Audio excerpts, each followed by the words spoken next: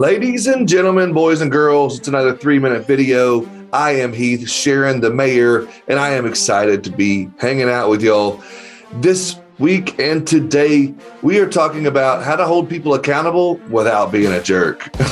And we're going to talk today specifically about the coaching meetings and, some of the different ways you can use these and, to be accountable without being a jerk.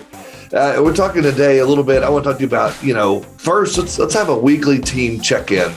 And some people call them huddles. Some people have them, just a weekly check-in on how you do a meeting, whatnot. These, are very good because they're consistent, first of all, and they happen every week, regardless, on a certain time, certain day, whatever it may be. It's also a good way to do a quick meeting to figure out, an opportunity to be transparent, to be honest with one another, check emotions, get participation from everyone. Everyone has, questions they answer, everything. Everyone has things that they're accountable for, And, you want to make sure you have an agenda for each one of these little weekly check-ins or coaching meetings for that matter. Because if you have that agenda, everyone stays on task, everything on topic, and you don't have to sit there for 4 and 5 hours. This is just a weekly check-in just to see how things are going and give that opportunity to hold everyone accountable what you're doing that day, and gives opportunity to, if you are overwhelmed, to be able to ask for help, or if you've got a lot going on your table or on your desk, to let your management team or your other staff know, hey, I'm a little swamped today. That's what's going on with me and my emotions, whatever it may be. But also, you want to make sure that you let everyone know quickly that there's an issue. You don't want to let things fester. You don't want to cause further problems. So for an opportunity for you to hold people accountable in these coaching meetings is give them that opportunity to talk about their issues and to let people know quickly and to build that culture of letting people know sooner than later.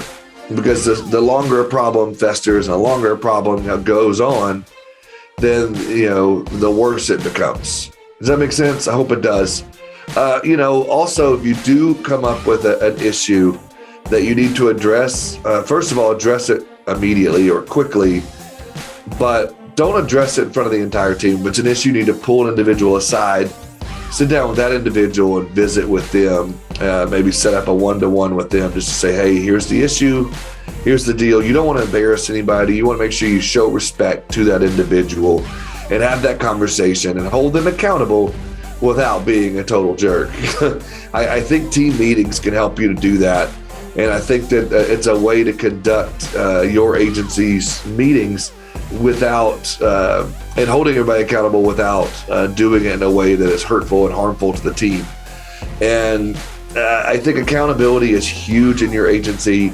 Accountability is huge from the carrier's perspective as well. I just think that that this week, hope these lessons and hope these little 3-minute videos have helped you. And if they have, I hope you'll share them with someone. Really look forward to hanging out with you on the next one. Hey, everybody. So want to just let you know, we have our Ridiculously Amazing Insurance Agent podcast. And if you have not already gone and subscribed to it, you're missing out, because it's one of the only insurance podcasts out there that has no sponsors, 0 sponsors. And the reason that we do that is we believe that we want to be the podcast for agencies with the people problems, the growing agencies. If you've got 10 people out there, you know what I'm talking about. It gets harder with different personalities.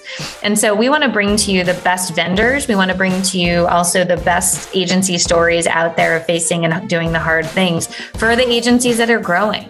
And so if you're interested in a new insurance podcast that isn't too crazy, let us know. We actually do these 3-minute videos as podcasts. You might be listening to it right now. So go ahead, subscribe to the Ridiculously Amazing Insurance Agent podcast. You can go to our website under the podcast section. It's on the top left-hand corner. There's a drop down, click podcasts and subscribe. Go to Apple or iTunes and you can also subscribe there. We'd love to hear from you. Thanks so much.